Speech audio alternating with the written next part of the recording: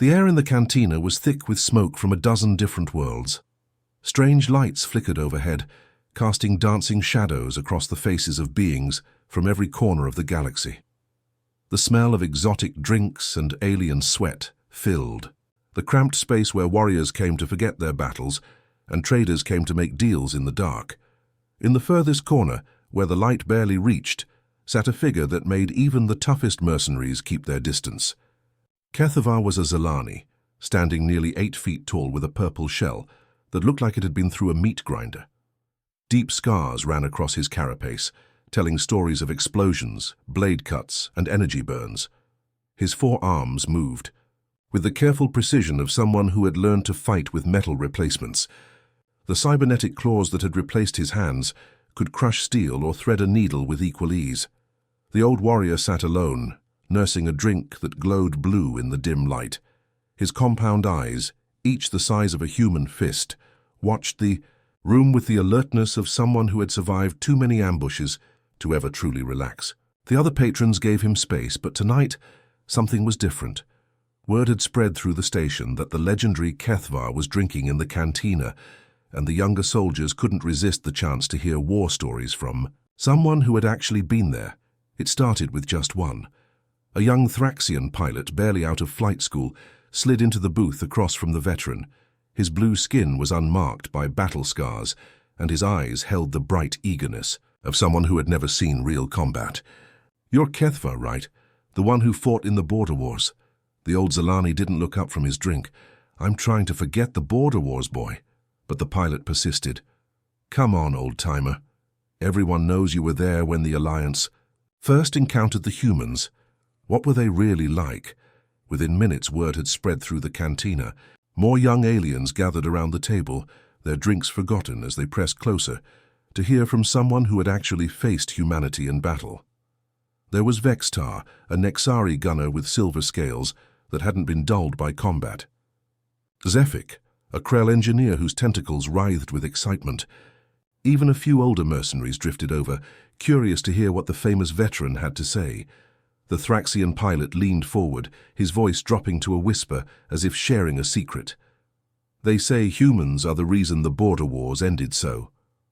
Quickly, "They say the Alliance was winning until the humans showed up and changed everything." HFY's mandibles clicked together, a sound like breaking glass that made several of the younger aliens step back. "The Alliance was winning," he said slowly, his voice carrying the weight of old pain. "We had better ships, better weapons, better tactics. We'd conquered half the galaxy using the same methods that had worked for 1,000 years. So what changed?" asked the Nexari gunner, his scales shifting color with nervousness. For the first time, HFY looked up from his drink, his compound eyes fixed on each of the young faces surrounding him, and several of them unconsciously stepped back from the intensity of his gaze. What changed was that we ran into a species that didn't play by the rules. A species that had our superior firepower and laughed. A species that turned war into something we'd never seen before. The Vortan at the back of the group snorted with laughter. He was older than the others, a grizzled mercenary with burn scars across his left arm. "Humans? You're talking about humans?" "Those pink-skinned mammals from the outer rim. They're just primitives who got lucky, found some ancient tech and think they're hot stuff." The cantina fell silent. Even the bartender, a massive hut-like creature with 6 arms, stopped polishing glasses to watch what would happen next. HFY's cybernetic claws began to flex, servos whining softly as they opened and closed. "Primitives," HFY repeated, his voice so quiet that the others had to strain to hear him. "That's what we called them too. Right up until the moment they started showing us what primitive really meant." He stood up slowly, his full height towering over the assembled crowd. The lights overhead seemed to dim as his shadow fell across the young faces.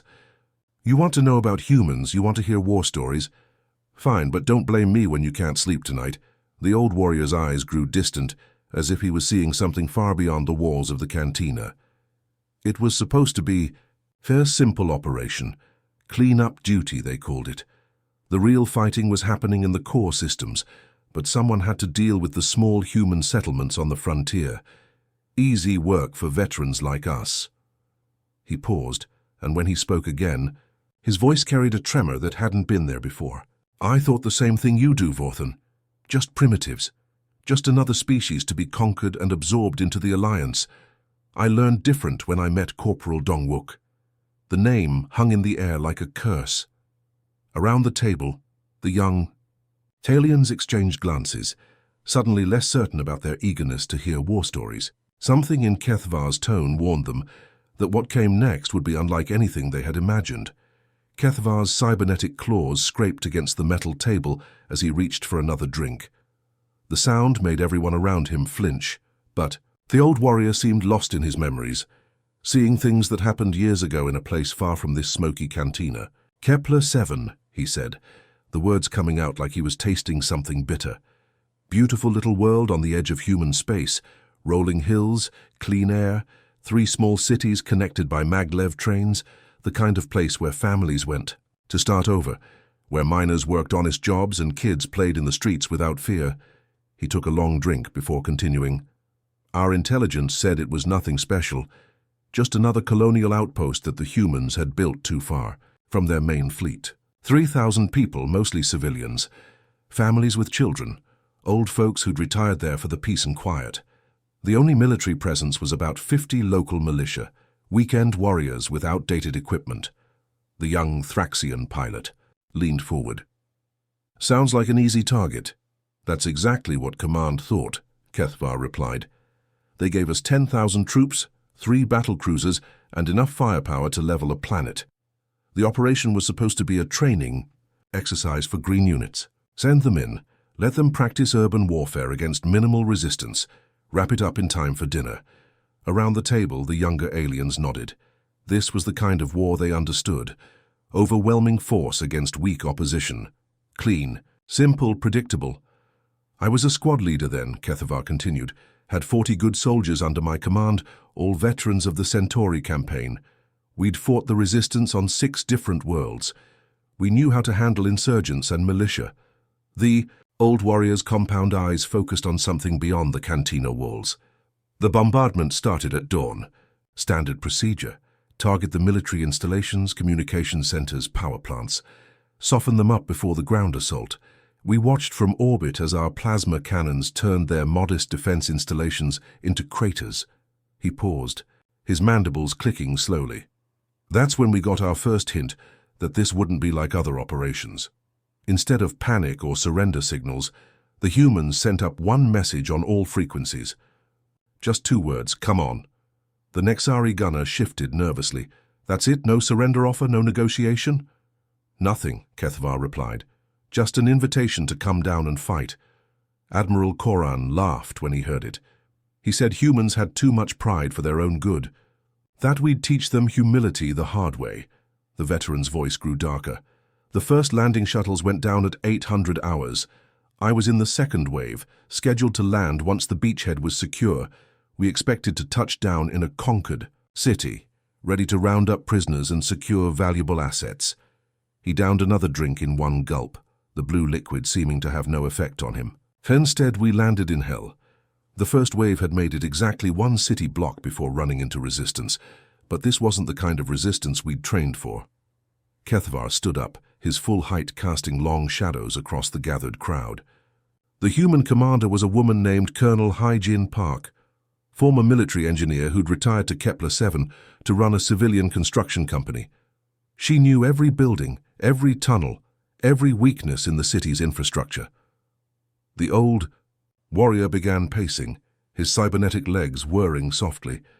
"While we were preparing our assault, she was turning her home into a fortress. Every apartment building became a sniper's nest. Every shopping center became a maze of kill zones and ambush points. The storm drains and maintenance tunnels became highways for hit-and-run attacks." "But surely your technology," the Thraxian pilot began. "Technology," Kethvar laughed bitterly. "Our advanced sensors were useless in a city full of civilians. Our targeting computers couldn't distinguish between combatants and non-combatants when everyone looked the same. Our plasma rifles were designed for open battlefields, not urban warfare where every shot risked bringing down a building." He stopped pacing and fixed his gaze on the young pilot. "The humans took our advantages away from us. They turned the city itself into a weapon. When we advanced down Main Street, explosives hidden in the pavement tore apart our lead unit. When we tried to take the high ground, snipers fired from windows that had been reinforced with mining equipment. When we called for air support, they popped smoke screens that turned the entire battlefield into a grey fog where our pilots couldn't see their targets. The cantina had grown completely silent. Even the background conversations at other tables had stopped as patrons strained to hear the veterans' words. We lost 100 soldiers taking the first city block, Kethvar continued. Not because the humans had better weapons or more troops, but because they had something we'd never encountered before. They had people willing to die for every meter of ground. His voice dropped to barely above a whisper. That's when I met Tae-Hyung Kim, 16 years old, son of a mining foreman. His family had been killed in our opening bombardment, not because we targeted them, but because they'd been visiting relatives near the communications center when our plasma cannons turned it into molten slag. The old warrior's cybernetic claws flexed unconsciously. This boy, this kid who should have been in school or playing video games, had turned a residential hab block into a death maze. For 6 hours, my entire squad of 40 veterans couldn't advance more than 50 meters against one human teenager armed with mining charges and construction tools. Kethvar's cybernetic claws made a grinding sound against the metal table, like nails on a chalkboard. The sound sent chills down the spines of every alien in the cantina. The old warrior's compound eyes had taken on a distant look, as if he was seeing ghosts from his past, floating in the smoky air. After Kepler-7, Command decided we needed a different approach, he said, his voice carrying the weight of old nightmares. No more ground assaults against human colonies. Too costly, too unpredictable. Instead, they wanted us to focus on capturing human technology, their ships, their computers, their weapons systems. The bartender, a massive creature with 6 arms, slid another drink across the table without being asked. Kethvar caught it with one of his cybernetic claws and drained it in a single gulp. That's how we ended up in the void sector, 3 months after the disaster on Kepler-7. Dead space, they called it. No stars, no planets, just empty darkness between the spiral arms. Ships went there to hide or to die, and sometimes it was hard to tell the difference. The young Thraxian pilot shifted in his seat. What were you looking for out there? Intel had picked up a distress beacon, Kethvar replied. Human cargo hauler called the Harmony's Edge. Big ship, designed to carry industrial equipment between colonies. The beacon had been broadcasting for 3 weeks before we found her, just drifting in the black with no power, no life signs, no movement.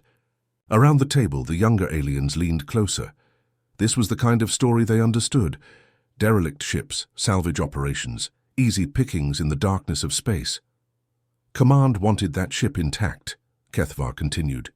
Human cargo haulers carried advanced navigation computers, quantum communication arrays, and most importantly, they had AI cores that could tell us everything about human shipping routes and colony locations.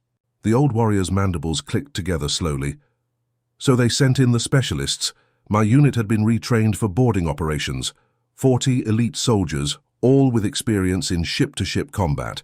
We had cutting torches, breaching charges, combat armor rated for 0 atmosphere.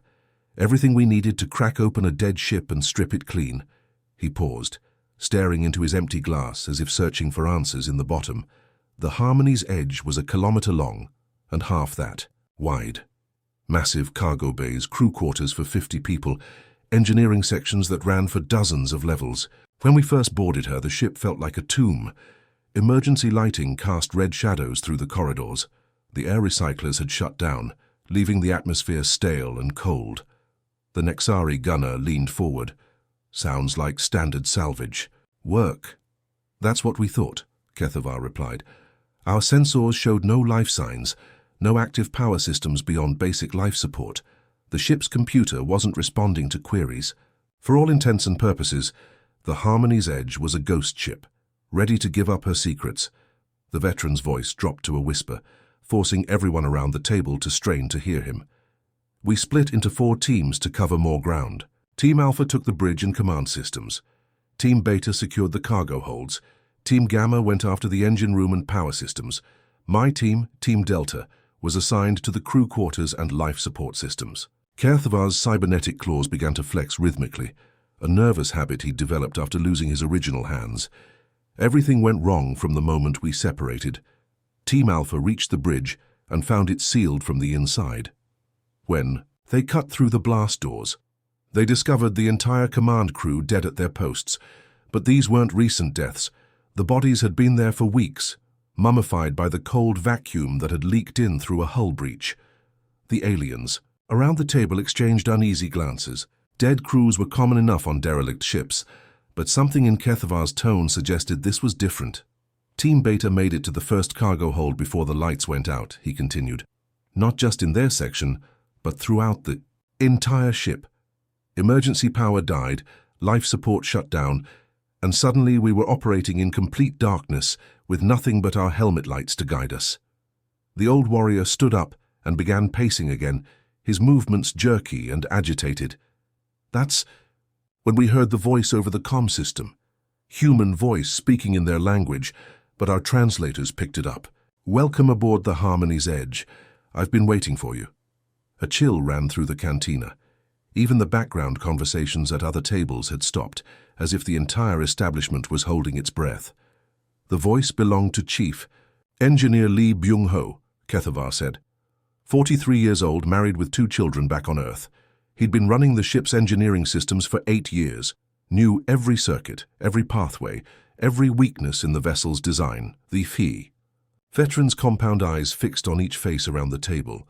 Byung-ho had been exposed to a massive radiation leak 3 weeks earlier when the ship's reactor had been damaged in an asteroid collision. By all rights, he should have been dead within days.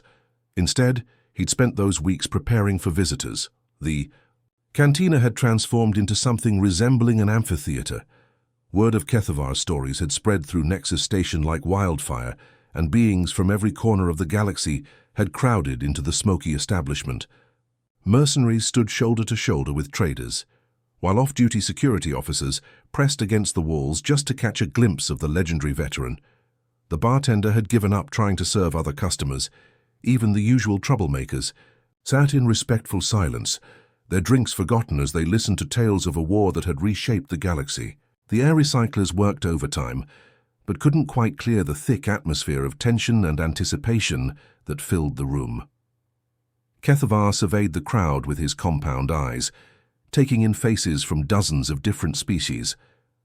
There were young Krell with their tentacles writhing nervously, battle-scarred Nexari, whose scales had dulled with age, and even a few Scythians whose crystalline forms caught the light like living prisms.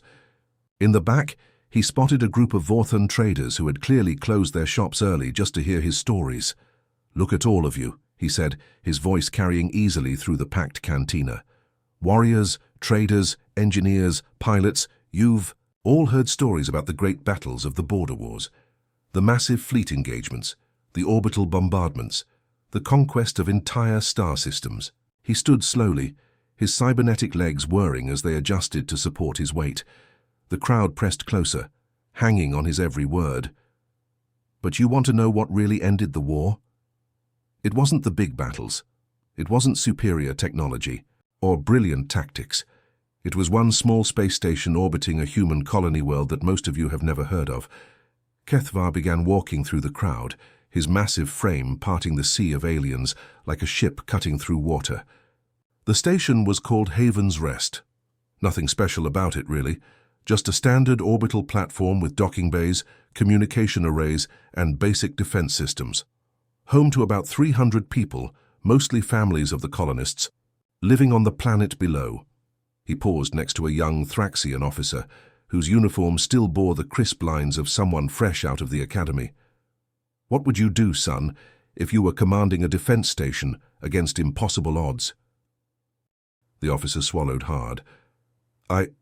I would evaluate the strategic situation and determine the most logical course of action for preserving my forces." "Logical," Kerthavar repeated, his mandibles clicking with what might have been amusement. "That's exactly what any rational commander would do. Assess the situation, calculate the odds, and choose the option that saves the most lives." He moved away from the young officer and continued his slow circuit through the crowd. By the time we reached Haven's Rest, the war was all but over. The human fleet had been scattered, their major colonies occupied, their supply lines cut. This one little station was all that stood between us, and complete victory in the sector. The veteran's voice grew softer, forcing the entire cantina to strain to hear him. We had 40 ships in our task force, battle cruisers, destroyers, assault carriers loaded with enough firepower to crack a moon. The humans had one defense station, with outdated weapons and a crew of 300. He stopped in front of the massive viewport that looked out into the star-filled void. Admiral Koran didn't even consider it a real battle. He opened communications with the station and offered generous surrender terms. The humans could evacuate to the planet's surface, taking only personal belongings. No one would be harmed, no one would be imprisoned. It was more mercy than we'd shown most species. Kethvar's reflection in the transparent steel looked like a ghost, translucent and haunted. The station commander was Colonel Park So-young, a logistics officer who'd been promoted to command when the real military leaders were killed in earlier battles. She was 34 years old, married to one of the colonists planetside, with a 6-year-old daughter who was learning to play the violin. The old warrior turned back to face his audience, his compound eyes reflecting the lights of the cantina, like a kaleidoscope. So-young listened to our surrender terms without interruption. She asked for an hour to discuss it with her crew. Admiral Koran agreed, confident that any reasonable person would accept such generous terms. The silence in the cantina was so complete that the hum of the life support systems seemed loud as thunder.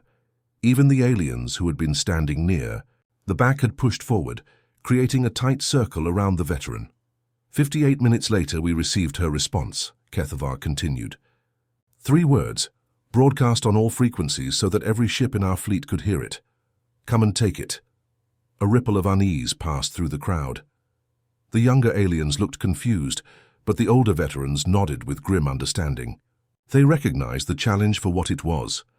Admiral Koran was insulted, Kethvar said. He'd offered mercy to these primitives, and they'd thrown it back in his face. He ordered the fleet to maximum combat readiness and prepared to show the humans the price of defying the Alliance. The veterans' cybernetic claws began to flex again, servos whining softly in the sudden quiet. The battle lasted 18 hours. 18 hours of continuous combat against a space station that should have been destroyed in the first 10 minutes. The cantina had become something beyond crowded. Beings were pressed against the walls, standing on tables, and some had even climbed onto the overhead support beams just to get a better view of the legendary veteran. The air recyclers had given up entirely, leaving the atmosphere thick with the breath and nervous energy of hundreds of different species. At the center of it all, Kethvar stood like a monument to war itself. His purple carapace caught the flickering lights, and every scar on his body seemed to tell its own story of violence and survival. The cybernetic replacements on his limbs gleamed dully in the smoky air, mechanical reminders of battles fought and barely survived. In the front row, a young Nexari officer with bright silver scales raised her hand tentatively. Her voice cracked, slightly as she spoke, betraying her nervousness at addressing such a legendary figure. "Sir, I don't understand. You've told us about humans who fought impossible battles, who died rather than surrender. But why? What makes them different from the rest of us?" The question hung in the air like a challenge. Around the cantina, hundreds of alien faces turned toward Kethvar, waiting for an answer that might explain the nightmares he'd shared with them. The old warrior looked at the young officer for a long moment, his compound eyes studying her unmarked scales and pristine uniform. "How old are you, child?" 23 standard years, sir. "And how many battles have you fought?" The Nexari's scales shifted from silver to a deeper blue, a sign of embarrassment among her species. "None, sir. I just graduated from the academy." Kethvar nodded slowly. "I thought so. You still think like a soldier thinks, like someone trained in military doctrine and proper tactics. You believe that war is about achieving objectives with minimal casualties, that surrender is a viable option when the odds become impossible." He began walking through the crowd again, his massive frame casting shadows across the packed cantina. "Let me tell you something that no military academy teaches. Humans don't think like soldiers. They think like something else entirely. The core. Veteran stopped next to a group of Krell traders, their tentacles writhing nervously as he loomed over them. When we first encountered humanity, we studied their military history. We found records of their wars, their battles, their strategies. We thought we understood them. His voice grew harder, taking on the edge of someone sharing a terrible truth. We were wrong. What we found in those records wasn't military history. It was something far more dangerous. We found a species that had spent thousands of years learning how to kill each other, and they'd gotten very, very good at it. A Scythian engineer near the back of the crowd called out, his crystalline voice ringing like broken glass. But surely their technology was inferior. Their tactics were primitive compared to Alliance standards. Kethavar's laugh was bitter and hollow. Technology, tactics. You're still thinking like a civilized being. Let me tell you what humans brought to the war that we'd never seen before. He climbed onto a table, his cybernetic legs whirring as they adjusted to the new surface. From this height, he could see every face in the packed cantina, and they could all see the scars that covered his body like a roadmap of violence. Humans brought hatred, he said simply.